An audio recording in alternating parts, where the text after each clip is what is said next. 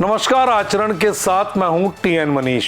आखिर ग्वालियर चंबल अंचल में युवाओं की नसों में नशे का जहर कौन घोल रहा है? तो आपको बता दें कि नशे और हथियार की लत के चलते युवा अपराध के दलदल में लगातार फंस रहे हैं।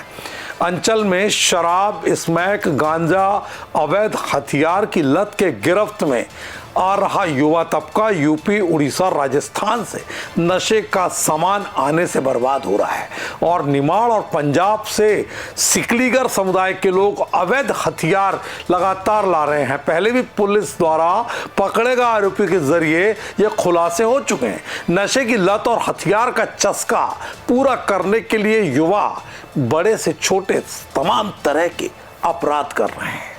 ग्वालियर में किशोर और युवा नशे की लत, अवैध हथियारों की खनक में आकर बड़े बड़े अपराध को अंजाम दे रहे हैं। आइए आपको बताते हैं कई बड़ी वारदातों में किशोर और युवा कैसे कैसे अपराध देखते ही देखते कर गए। जनवरी 2025 में जनकगंज में झगड़ा कर रहे युवक को सुरेंद्र सिंह ने समझाया तो 18 साल के अमरजीत सिंह ने गोली मारकर उसकी हत्या कर डाली। फरवरी में गोले का मंदिर थाना इलाके में 2 युवा और एक नाबालिग ने नकली पुलिस बनकर हथियार के दम पर ट्रक वालों से वसूली की। तीनों पुलिस के हत्थे चढ़ गए। सिरोल में 16 साल की छात्रा को 20 साल के पड़ोसी युवा ने अपहृत कर लिया और फिर हथियार की धमक पर झांसी में बंधक बनाकर उसके साथ रेप को अंजाम दिया। गोल पहाड़िया इलाके में 17 साल की छात्रा से परिचित ऑटो वाले 21 साल के लड़के ने रेप किया। हजीरा में नशे की लत को पूरा करने और प्रेमिका का खर्च उठाने के लिए 2 सगे भाई शातिर चोर बन गए। आखिर में वे पुलिस गिरफ्त में आए और जेल की हवा खाने पहुंचे। दरअसल ये तो महज एक वानगी थी, लेकिन अगर और इस तरह के मामलों को खंगालें तो ग्वालियर चंबल में लगातार जो युवा हैं और किशोर हैं, नशा उनको बर्बाद कर रहा है। मनोवैज्ञानिक जो है वो इस मामले को सीधे तौर पर घर वालों का बच्चों की तरफ से ध्यान हटना, स्कूलों में मनोविज्ञान की व्यवस्था बंद होना, बच्चों का सोशल मीडिया पर एडल्ट और क्राइम कंटेंट को लगातार देखकर उसका अनुसरण करना, ये तमाम बातें इसमें शामिल है।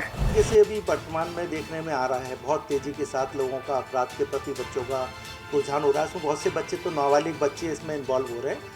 दूसरा, नशे की प्रवृत्ति भी हम देखते जा रहे हैं कि हम लोग चाइल्ड लाइन के माध्यम से काम करते थे तो स्टेशन पर और तमाम मंदिरों के आसपास जो बच्चे हैं वो नशे की प्रवृत्ति बढ़ रही है।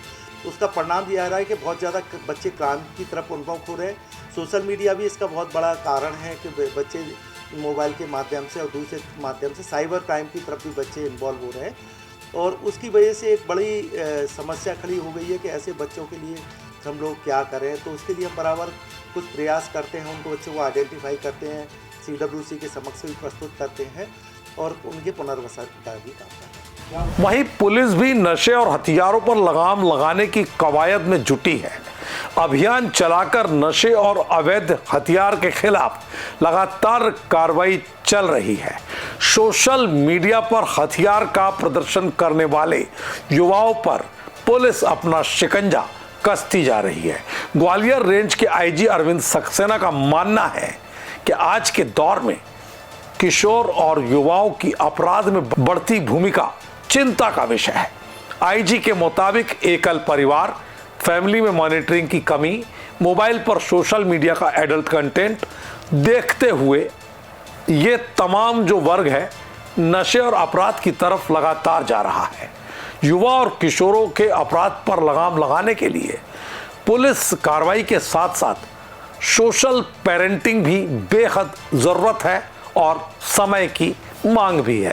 कई ऐसे मैंने देखा जैसे सीरियल्स चलते हैं जो क्राइम कैसे किया जा सकता है या कोई पुराने क्राइम के विषय में बहुत हाईलाइट करके इस प्रकार की चीज़ें दिखाते हैं जो एक ऐसे किशोर के मस्तिष्क में इंग्रेव हो जाती हैं और वो कोशिश करता है कि उसको वो एक्सपेरिमेंट करे फिर आजकल एक प्रवृत्ति और हुई है कि जो कई बार मैंने ये भी देखा कि इस अंचल में कि जैसे कट्टे को वो उसका उपयोग करके उसको चमकाते हुए कट्टे को दिखा रहे हैं, उसके बाद जो है वायरल कर रहे हैं।